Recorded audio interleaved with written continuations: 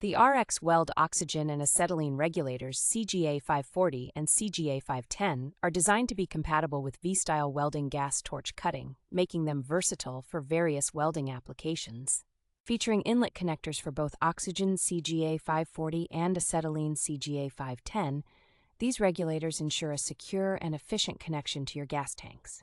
The outlet connectors are designed with a 9/16 inch 18 thread for 1/4 inch B fittings twin welding hose, providing a reliable and tight fit.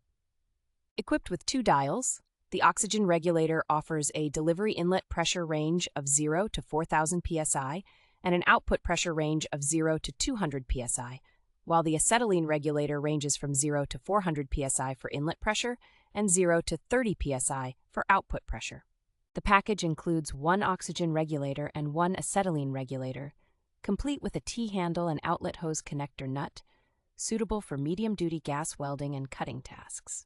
It is essential to read all the fitting sizes carefully before purchasing to ensure these regulators fit your specific tank and hose configurations.